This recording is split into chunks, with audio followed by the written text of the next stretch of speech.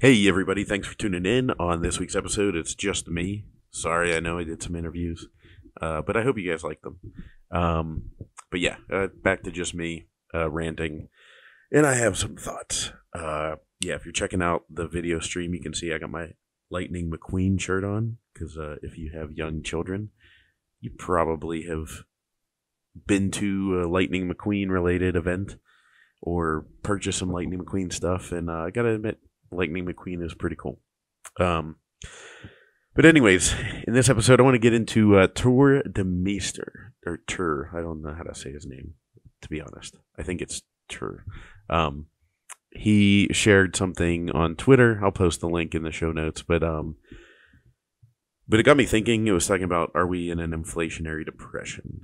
So on top of that, I want to talk about how we're all basically in financial pressure, and I kind of had some recent revelations on that, and then also just what that financial pressure looks like and how we're going to set that up for our kids going forward. So before we get any further, shout out to the BitBox02 hardware wallet. Go to bitbox.swiss/Bitcoin made simple. Use the promo code Bitcoin made simple to get 5% off and secure your keys. It's the easiest, simplest, bestest, everythingist hardware wallet out there. And I mean, I really do mean it's super easy to use.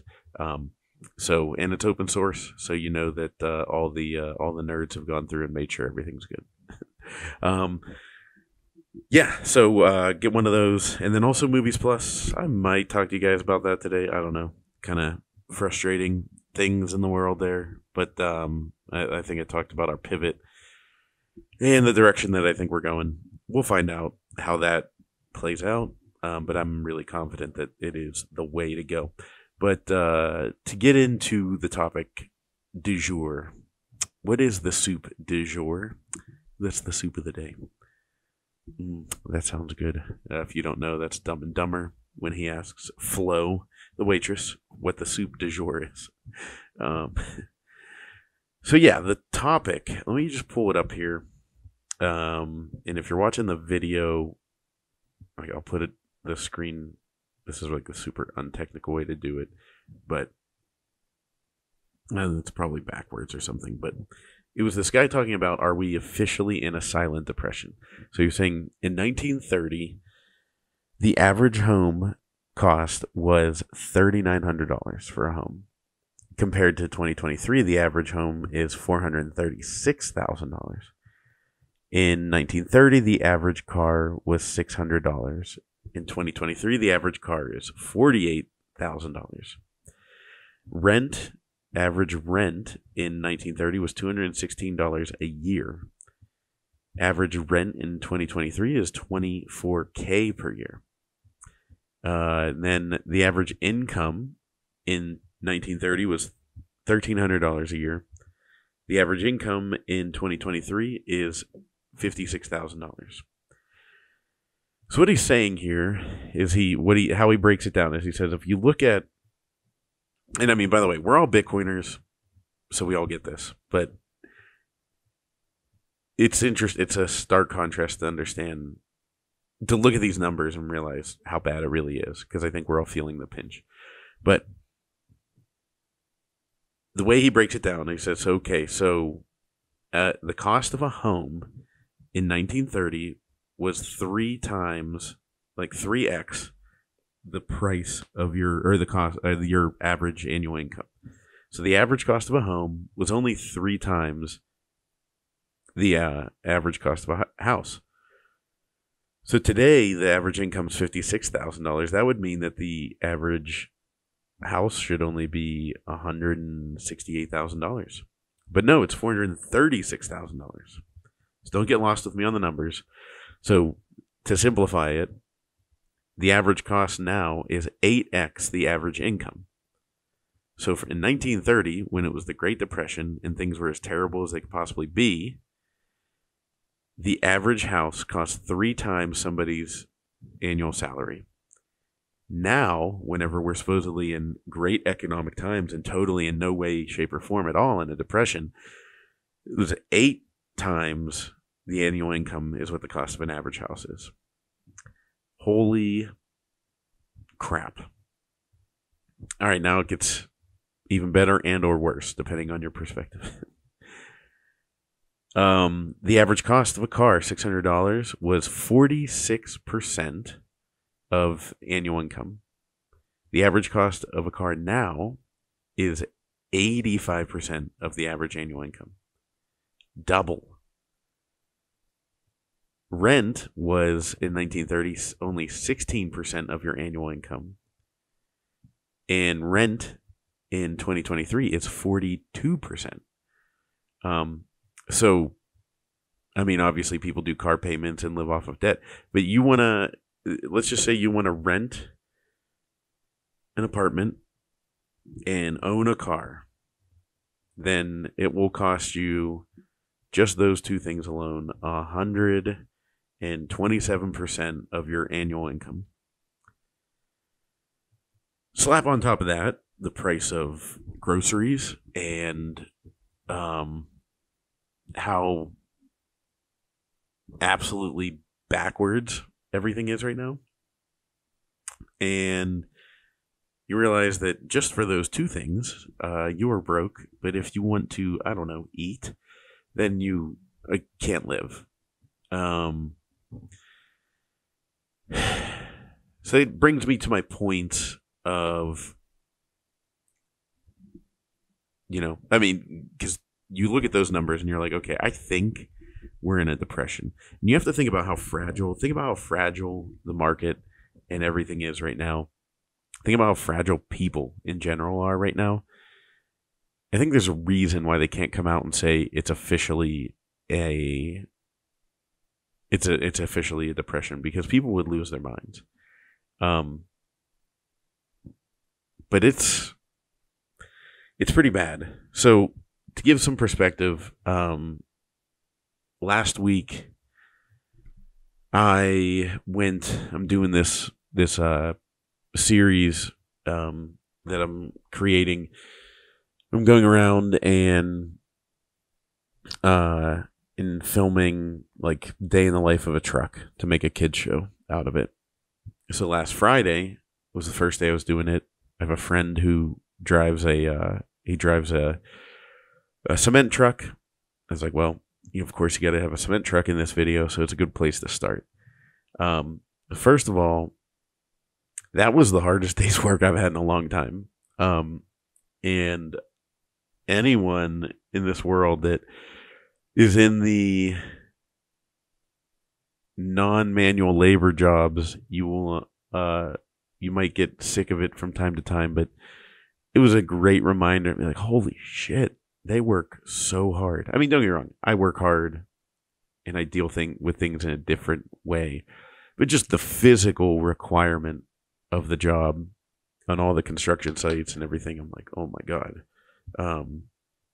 Because we were taking concrete to these different places, and they're building an apartment in one, building something else, and you're just like watching these people. You're like, it is 90 degrees out. You are sweating your ass off in jeans, and holy shit. I was physically exhausted by the end of the day.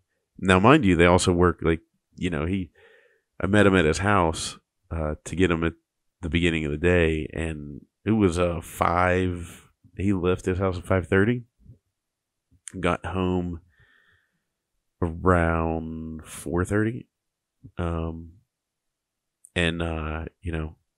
These people bust their ass. So anyways, I'm sitting there like thinking of the economics of it, and like him and I were shooting the breeze, and he's like, I make a good living, but he was talking about the house they bought was they bought it like 5 years ago, and he was making less, like significantly less on his hourly rate, and doing better than he is now, even though his rate, I forget what he said it was, but it was up significantly, literally up by like a third, in those 5 years, if not more.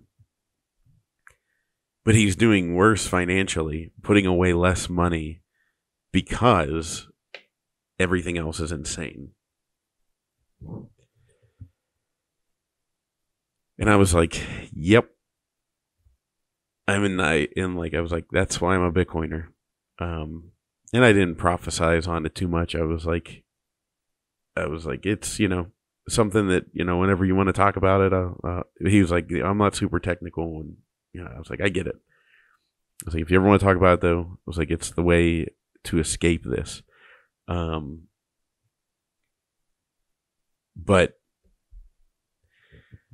it was hard to see because I'm like, I see all the people working hard. Everybody is working so hard. Like we do, a lot of people focus on the lazy people that in society, but a lot of people, I'd say most people are working very hard, just trying to get to the next thing, just trying to make ends meet. And you have this system set up to absolutely rob them. And it breaks my heart. And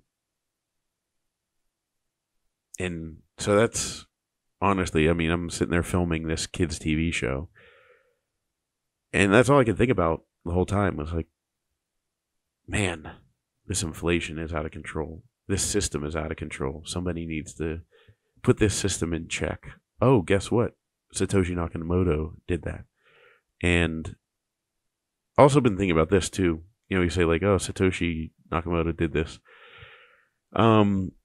We've kind of in the Bitcoin space put Satoshi up on this pedestal of like, the be all end all, couldn't make any mistakes, but they probably made mistakes and probably didn't think everything through.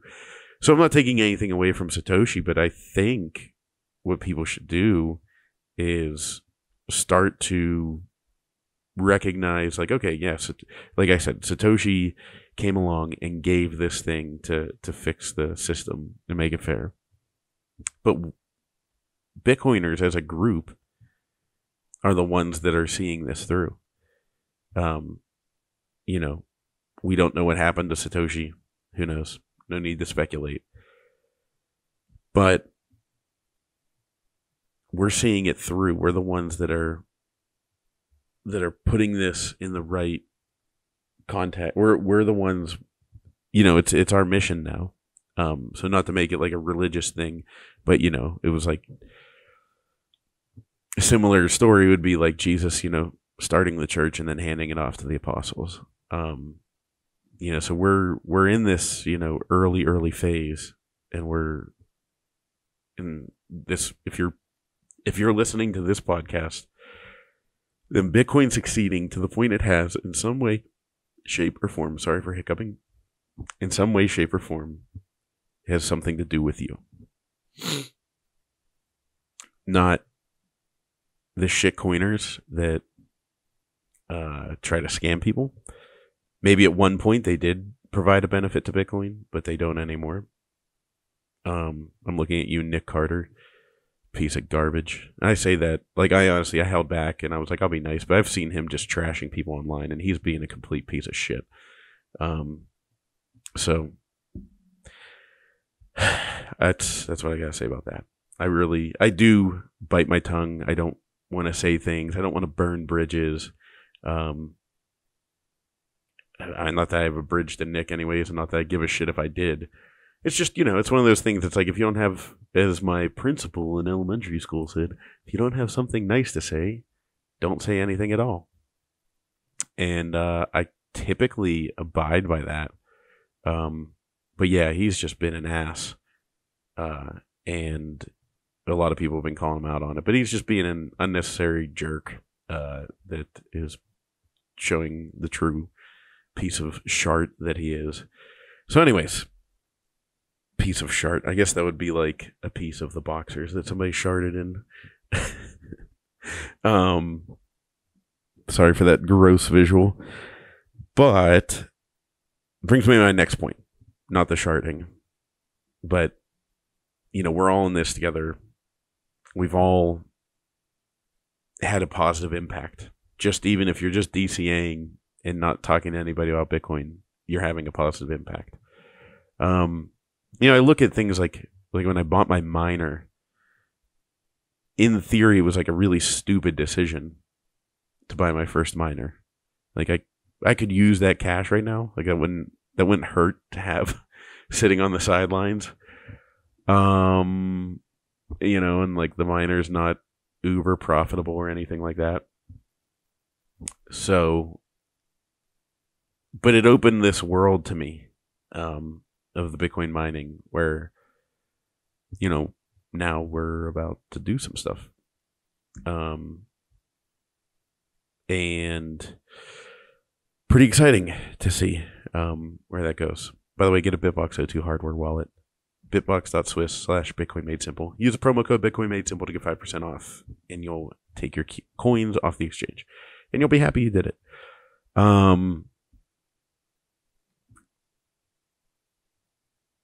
So we're officially in a silent depression. Bitcoin's here to save it. We have all taken part in different ways and shapes and form. People contribute in different ways to bring it to this point. Now, going to the idea that the realization, because we all have financial pressures, but we tend to think, and I've talked about this before, we tend to think that we're the only ones, and you're just sitting there thinking like, God, if I just was like everybody else and had it all figured out, I'd be so happy. If I didn't have, this work. And so I'd have to do all this work and I'm barely scraping by. And so it kind of opened my eyes to that, being like on the construction sites and meeting all the different workers, I mean, we didn't talk about finances or whatever, but, just you see all these people when you work, especially I mainly work from home. So like when you work from home, you kind of get stuck in this bubble of like, am I the only one in this situation? Am I the only one like feeling the pinch? And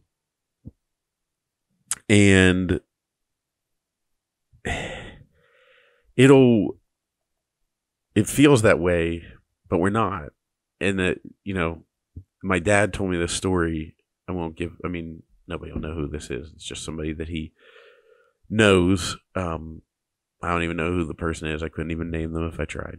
But he was telling me that we're just relaying this story because me and him were talking about, always feeling the pinch and, everything's so expensive right now and everywhere you turn, things are going up. And so my dad, he was saying that this person he was talking to just was sharing with him, like, that he had this thing pop up that out of nowhere, this retired person, like late 70s, and had something pop up that is going to cost him like $900 a month for like the next couple of years.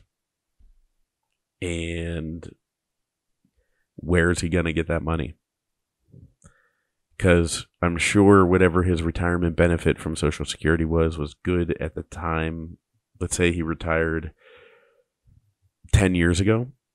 So do you think 2013 retirement dollars staying at that fixed income level are doing good in 2023's economy? Given what I said earlier and that tweet from Churu, no. So he's telling my dad, he's like, I have to get a job. 70 something, 7, 8 years old, whatever. Has to get a job. Which, jobs keep you young, blah, blah, blah. There's all that. The point being is that what the F are we doing? We're playing a zero-sum game. There is no way to win this. How do you win this? I feel bad for the guy, and I hope he figures it out. But, and this is someone, mind you, that like I think did pretty well. It sounded like, but at late 70s, does he have an extra $900 a month? No. Especially maybe 5 years ago, it wouldn't have hurt so bad. So that's the situation people find themselves in. That's a situation that the average person is stuck in at the moment. And I don't see a way out. Like I mean, we as Bitcoiners, other than Bitcoin, like if it's not Bitcoin, I don't know a way out. Like there isn't really an escape hatch. There isn't, other than Bitcoin really is the only life raft off of this sinking ship, to use that analogy a million times over. It's the only one. And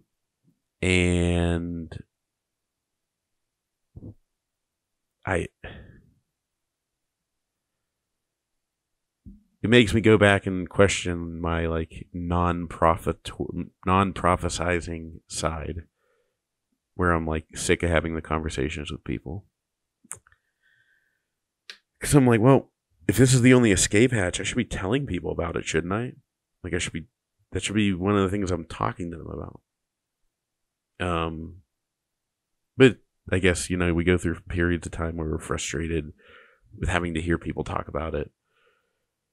Or, having to hear people, poo-poo it and, shoot it down and give you all the typical answers that, were coming, or typical, FUD that is coming, and you can just shoot it all down, but it doesn't matter anyways. But it is the only escape hatch. So in that scenario, because of that, if, like me, you care about others, then you should offer it up more. So I'm going to challenge myself to try and do that. But I also got to know, pick and choose, like, when. So for example, like, with my in-laws, for example, I don't know if that really makes sense to talk to them about. It just probably doesn't. Like, it'd be cool if they got into it and, but I don't know. I mean, it's just not, like, the older people are, the less of, I guess, importance Bitcoin has, because there's no guaranteeing where the price is going to be in the next year. In 10 years, sure, it's going to be a lot higher. But if you're in your 70s, you don't even want to think about 10 years from now. You're just like, oh, I'm good. I'm living in the moment. So I'm not saying that there aren't older people that wouldn't be into it. I'm just saying, like, especially, with my in-laws, I don't know. My parents, I mean, I've got them at least into it a little bit in the past, but it's something that, still, I'm like, I'll bring it up if you want me to. If not, then that's okay. So then that leads to my next thought. So I had my one brother and his wife and their kids over the weekend. We were talking about, like, the future for kids. And, my brother was like, I am in no way going to recommend college to the kids. If they want to go, sure, but, like, it's kind of like my thought, where I'm like, you want to go, that's great, like, further your education, but you're not going just to take, like, undecided. If you're undecided and you don't know really what you want to do, then you're either I think it would be better to take a gap year and work and earn some money and kind of test some fields out. Maybe work in a field that you think, like, that might be cool. Get an entry-level job that you can get with a high school degree and try it out. But if you're very specific, like, I want to do this and I'm going to go here because that is a great place to learn and, a great place to get a great opportunity, then go for it and let's do it. But I don't know. There was just this weird, like, I graduated high school in 2004. And I feel like it was like peak. Like, I was right in the peak. There was a tailwind afterwards and a lead up beforehand where it was just like all of a sudden, like, everybody went to college. Like, everybody did. And I remember at one point, my senior year of high school, sitting there going, I don't think this many people should be going to college. Not because I didn't think they were smart, but I just remembered I was like thinking about whenever I was young, and like it was transitioning to this phase where everybody went to college, and it was like, but when I was young, like if you went to college, that was pretty significant. Like not everybody went to college, not because some people were special, but they were like, it seemed like back then, like, oh, like you really want to do another 4 years and pay for it? All right, like, it was not for everyone. And then all of a sudden, this trap came in of the affordable education loans that were going to saddle everyone with debt, and everybody fell for it hook, line, and sinker. And I hate the predatory nature of these universities and colleges. They just went, like, I remember their pitches. I literally remember them pitching to parents, like, you're going to be able to give your kids the, college education and future that you, like, never dreamed of. And it's like the parents are like, yeah, I worked hard, but like, did everybody have money put away for college? No. So then it became all these student loans that everybody had to pay back. And so it was like this, they duped the parents and they duped the kids into thinking like, oh yeah, that's a good idea. Like, that debt's not going to be too bad. Sure, I mean, I could pay it off. Not thinking where that's going to put you, the student loans, I think, were typically 10 years. So, like, all right, you till you're 32, you'll be paying these suckers off. And, like, so anyways, you're paying these off, and it's something you can't afford, and it's something that you didn't know you couldn't afford, and it's something that your parents didn't really think you couldn't afford, but they were also sucked in by the idea of like providing for their kids in a way that they never thought they could. And I'm generalizing, so this isn't everybody's situation. I'm just saying it's this shitty situation that the predatory loan and university system preyed upon the general public to get what they want, which was more money and an enslaved population. So take that to, talking to my brother and being like, yeah, I'm not going to recommend that for my kids. And so then we started talking about, because my brother said something like, he was doing the math and he was like, I'm looking at like our youngest, and I'm like, okay, when she is out of the house and on her own, we should have the house paid off, and then I'll be good. And he was like, and then I thought about like, wait a minute, am I just like forfeiting the next 2 decades of my life? Like just giving them up. Like he was like, that was my thought process. Like, I just get there, then everything will be good. And then he was like, whoa. Not so fast. Not really what the plan from the beginning was. So I was telling my brother, I said, yeah, I mean, I think you should put an aggressive plan in place, a 5 to 10 year plan to essentially retire yourself. Find a way to do it. Like, look at your current life. What are your expenses? Where are they going? Project that shit way out into the future. Like, okay, how do I reduce it down to a point where I would, with minimal income, be able to live my life without having to be a slave to a job? And he was like, we started talking about it. He's like, it's not too far out of the realm of possibilities. It's pretty reasonable. Obviously, I said Bitcoin is a big part of that. Like over the next 5 to 10 years, if you're just piling away Bitcoin, I think you'll be all right. You'll get that early exit that you want. But because the other thing, like my brother was saying, he's like, I'll be like 55, in 20 years. So we've seen it time and time again. My mother-in-law is dealing with health issues, and God willing, this current treatment she's on is going to work out. And I appreciate everyone praying for her. Her name's Mary, by the way, if you want to pray in particular for her. But she won't retire. Like, she's retiring now, but she's not even 62. And she's just doing it because she has to. And I said, this will be a blessing in disguise, because if your health was fine, you would have kept working probably till 66. And instead you're getting, these 4+ years for yourself. And, my father-in-law, the two of them together.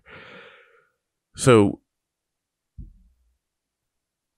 but, the stories, like me and my brother talked about, my one uncle retired in January and passed away in December. My one friend growing up, his dad, who was like a friend to me as well, his dad died at 57. His dad hated his job. Hated it. Like, so much so that I told the story about how we went to a Pirates baseball game with him, and he worked downtown, and we were sitting in traffic, and the building he worked at was right in front of him, and I can remember him sitting there going, why? It is a Monday night at 10 o'clock. Why am I looking at you? And I was like, wow, like, jobs must suck. And most of them do. And, sadly, he passed away at 57. And never even got to sniff retirement. It just makes me think that's not what we're meant to do. That's not how this is supposed to go. This is supposed to go a little different.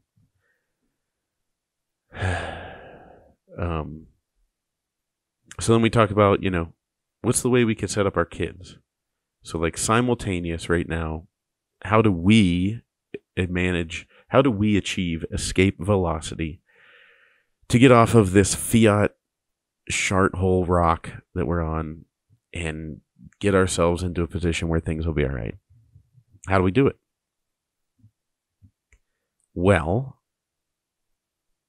stack Bitcoin, reduce our expenses, find ways to increase our cash flow so that we can then, therefore, increase our Bitcoin stacks.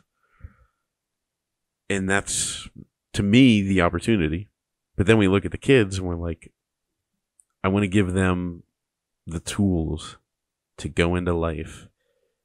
I want them to hit 18 and be like just ready to go.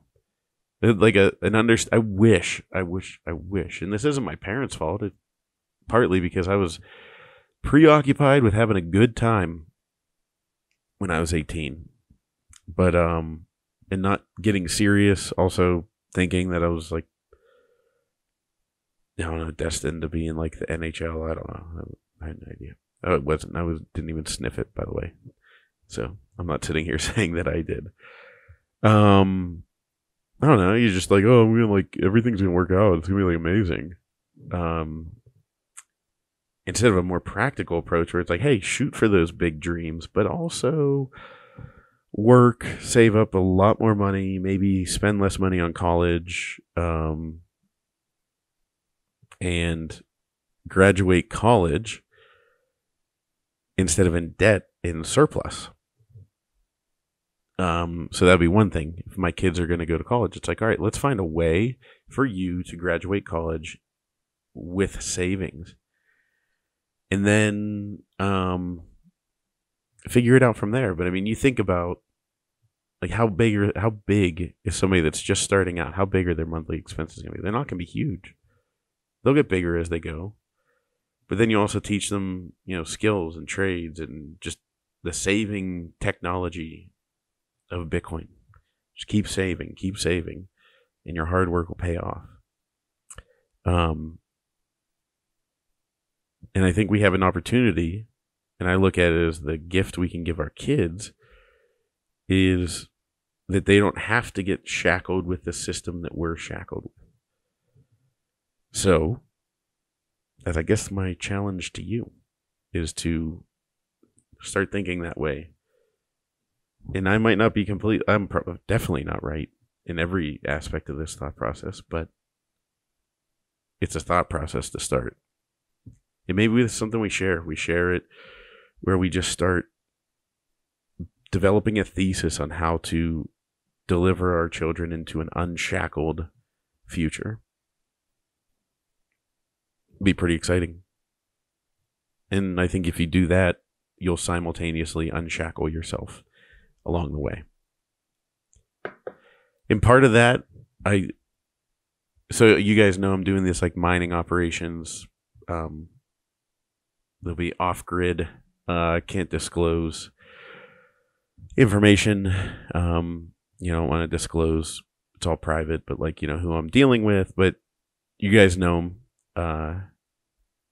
And so I was talking to him, my partner in this, and I said something along the lines, because this made me think of it with my brother. I don't know, I know my brother does okay, but I don't know his financial situation. And he's also very risk averse. So Bitcoin would be like, ugh, no. But the Bitcoin mining thing, I was sitting there like looking at the prospectus and like, and I have a neighbor that ever since we moved in has been like, dude, as soon as you like any business opportunities that I could maybe invest in, let me know. Like, I'm all in. And I, you don't want to like, if it's like your neighbor, I was like, you don't want to like hurt that relationship. Like, we're good neighbors, we're good friends. Like, everything's good. Why would we, so I, he knew about Movies Plus and he's like, oh, what about that? And I was like, that's like a longer tail, and plus like it needs more money, he understood. But anyways, I was talking to the partner and saying like, hey, like this prospectus looks really good. And this energy is really cheap, and this is going to be really profitable. And I explained how my neighbor had always asked. And he couldn't do the whole thing, but he could do a good chunk. And I said to my partner, I said, just out of your experience, because he's, a little bit older than me, so he has more experience than me.